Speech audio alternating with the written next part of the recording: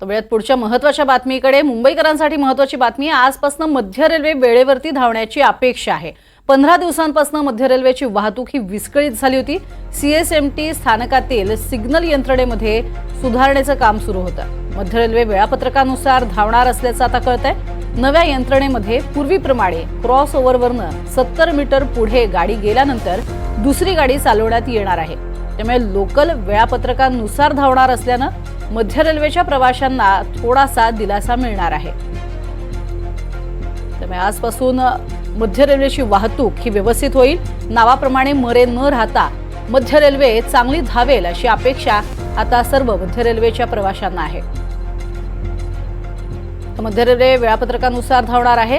अर्थातच सिग्नलमधील बिघाड, त्याचबरोबरीनं आपण बघतो की सगळ्या हेवी व्हेकल्स जे आहेत, महत्त्वाचं म्हणजे सगळ्या एक्सप्रेस ज्या आहेत त्या खास करून या मध्य रेल्वेवरनं जात असतात. साऊथकडे जाणाऱ्या सगळ्याच हेवी एक्सप्रेस ज्या आहेत त्या इथून जातात आणि त्यामुळे अनेकदा अडचणी येत असतात. मात्र आपण बघतोय की आजपासून मध्य रेल्वेवरची ही वाहतूक व्यवस्थित होणार आहे. अधिक माहिती घेऊयात. आमची प्रतिनिधी भाग्यश्री आपल्या सोबत आहे. भाग्यश्री, काय अधिक माहिती?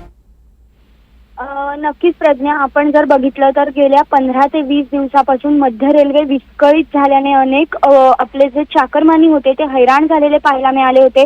मात्र ही जी विस्कळीतपणा होता हा सुरळीतपणा अधिक सुरळीतपणा यावा यासाठी होता. मात्र आजपासून जर पाहिलं तर सगळी सिग्नल यंत्रणा व्यवस्थित सुरू झालेली आहे. सीएसएमटीला देखील व्यवस्थित त्यांनी जी प्रक्रिया करणं गरजेचं होतं ती केलेली आहे, ती पूर्ण झालेली आहे. ठाणा जर आपण बघितलं तर ठाण्याचा प्लॅटफॉर्म देखील रुंदीकरणाचं जे काम होतं ते देखील पूर्ण झालेलं आहे आणि त्यामुळे आजपासून मध्य रेल्वे नक्कीच सुरळीतपणे धावेल अशी अपेक्षा व्यक्त केली जाते. रेल्वेकडनं देखील असं सांगण्यात आलंय. मात्र तरी देखील आता पाऊस सुरू होणार आहे, त्यामुळे मध्य रेल्वे नक्की सुरळीत चालणार की नाही हे बघणं आता खरंच प्रज्ञा महत्त्वाचं ठरणार आहे.